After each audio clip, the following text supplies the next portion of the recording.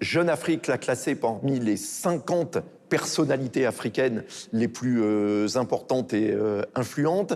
Il est le 6e artiste africain le plus riche dans les derniers classements. Et c'est un véritable phénomène.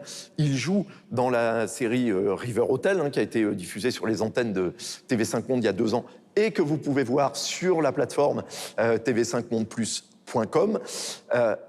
Mais quand on a organisé le lancement de cette série à Kinshasa, mais c'était une émeute. La moitié de la ville était bloquée tellement tous ses fans voulaient être là pour le voir, pour l'entendre, pour le toucher, pour faire des selfies, etc. C'est une superstar absolument considérable. Il a commencé sa carrière à la fin des années 90. Il était le protégé de Koffi Olomidé, dont il est aussi un peu l'héritier. Et il chante évidemment la rumba lingala quinoise, mais il est aussi, c'est un crooner, c'est un séducteur, il a une très belle voix, il est très beau garçon aussi, il faut dire, et il aurait, la comparaison est extrêmement osée, mais il aurait un côté Julio Iglesias d'Afrique centrale. Et c'est un phénomène vraiment qui... voilà, remplit les salles, alors très au-delà de l'Afrique. Il a la grâce, quoi. Voilà. Il a la grâce et ça, alors, ça provoque... c'est difficile pour lui de se produire à Bruxelles parce que les opposants congolais lui reprochent de ne pas suffisamment s'opposer au régime de Kabila et maintenant de Tshisekedi. Mais il se produit aux États-Unis, il se produit dans le monde entier. C'est une superstar absolument considérable. Et vous l'avez dit, qui chante dans plusieurs langues, mais notamment le lingala, qui est sa langue natale. Musique, parlons de musique justement. Vous en pensez quoi? C'est un gros trou dans ma culture parce que je n'en avais jamais entendu parler jusqu'à son featuring sur l'album de Damso, Fais ça bien, qui était... et je me suis dit, mais qui est-il? Donc je suis allé voir, je me suis rendu compte à quel point c'était... Je n'ai jamais vu une page Wikipédia comme celle-là.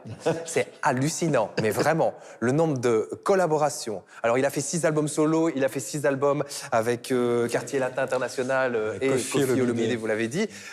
Il a fait des pubs pour il a chanté pour des pubs pour une grande marque de boissons rouge et blanche. Il a Suisse, quoi. Il a été voilà. Starsky Il a été juré dans l'Afrique a un incroyable talent. C'est hallucinant. Il faut lire sa page Wikipédia, ça prend à peu près une soirée, vraiment. Et après, évidemment, je me suis plongé plus en avant dans ce qu'il fait. Ce qui est assez dingue, c'est quand on lit son histoire, il a été biberonné à Snoop Dogg, à des gens comme Michael Jackson, et j'ai l'impression qu'il a synthétisé tout ça. Il y a mis beaucoup d'influences de son pays d'origine. Oui, parce que pardon Sylvette, sa musique, elle reste très africaine. Oui, complètement. Et très congolaise, pour tout dire. On a l'impression que c'est effectivement quelque chose qui aurait pu être fait... Alors, je ne suis pas... J'avoue, je suis béotien dans la matière, mais c'est quelque chose qui aurait pu être fait dans les années 70, 80... Enfin, c'est très classique comme approche, en tout cas, selon mon point de vue, comme approche de la rumba. Non, mais voilà, c'est comme ça que je l'ai ressenti. Et je terminerai par là. Voilà, terminé. Et je terminerai par là. Donc voilà, donc ça montre à quel point je suis béotien en la matière.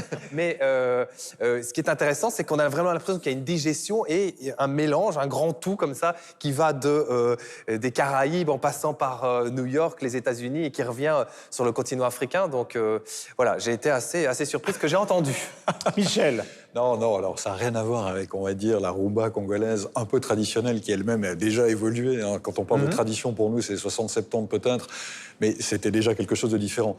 Par contre, là où ce qui est vrai, c'est que comme il a commencé à chanter avec Koffi Olomidé et que Koffi Olomidé avait, avec Quartier Latin, une approche de la musique congolaise qui était celle de la rumba congolaise, on va dire, traditionnelle, classique, donc il a complètement intégré ça. Il a cette connaissance-là et il s'était fait un vrai nom au sein de Quartier Latin. Donc il a une vraie légitimité déjà auprès de son public, historiquement, de cette manière-là.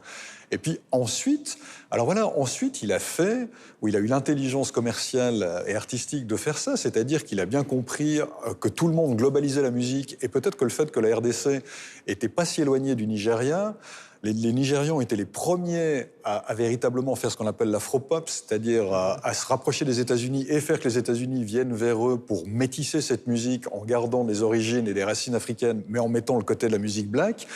Et finalement, il a transposé ça aussi en RDC, ce qu'il a fait avec Tokos. Le premier album dont on en avait parlé dans cette émission, c'était il y a 3-4 ans, il était sorti en 2017. Avec des featuring, avec Wizkid, avec Davido, les stars justement nigériennes de cette musique. Et puis aujourd'hui, il continue dans cette veine-là, c'est-à-dire qu'il garde une certaine africanité ou un peu de rythme et un peu de la sonorité de la guitare de la rumba congolaise. Mais à côté de ça, il fait une musique qui est complètement globalisée, mais avec un véritable succès, parce que ça marche et ça marche bien au-delà. Il a 140 millions de vues sur YouTube avec 2 titres, je crois, un avec Yana Nakamura et Notre le sien. expert du succès, c'est Laura. Non, mais Mais attendez, je vais vous faire pâlir de jalousie. Plus de 3 millions de personnes qui le suivent sur les réseaux sociaux. Vous y Regardez êtes le presque, site vous y êtes Guillaume presque. Durand. Regarde. Non, mais, et c'est vrai, parce que là, on entendait les garçons parler, mais je rejoins ce que dit Yves. Ce côté Julio Iglesias, il marche aussi parce qu'il chante l'amour.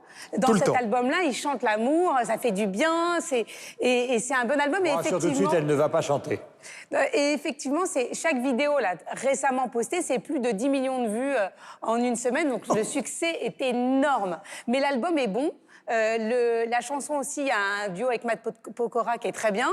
C'est vrai que c'est enlevé et c'était pas évident en mélangeant cette culture urbaine musicale avec la rumba congolaise que ça prenne. Et là, on a vraiment l'impression que la magie opère. Donc ça devient beaucoup plus accessible pour ceux qui n'écouteraient pas, comme le dit Miel, de la rumba congolaise classique et traditionnelle. Là, moi, j'ai adoré cet album. c'est pas franco, Je hein, voudrais ça c'est simplement sûr. signaler à ceux qui prendraient l'émission en cours de route, parce que nous sommes en train de parler de rumba congolaise, ils doivent se dire, mais qu'est-ce qu'ils font au milieu de cuves à vin en train de parler de la rumba congolaise. Je vous rappelle que nous sommes dans un magnifique château de Saint-Émilion et que tout ce que vous voyez autour de nous, et que vous allez découvrir tout au long de l'émission, a été construit donc par Jean Nouvel dans un des plus célèbres vignobles de Saint-Émilion. Parce qu'autrement, ça peut paraître bizarre. Bien sûr. Que vous De soyez parler en de train Julio d'évoquer Iglesias, Julio. ici. Voilà, vous soyez en train de parler de Julio Iglesias avec une... D'ailleurs, il a dit, hein, pour revenir... Vous avez des citations Nathalie Julio Poupa, c'est mon meilleur album. Pour lui, il a dit, voilà, si je réécoute tous mes albums, c'est le meilleur. Et franchement, je les ai pas tous écoutés, mais c'est vrai que C'est c'est la un meilleure très, très bon. cuvée, donc. Donc, c'est la meilleure cuvée, exactement. Tacle.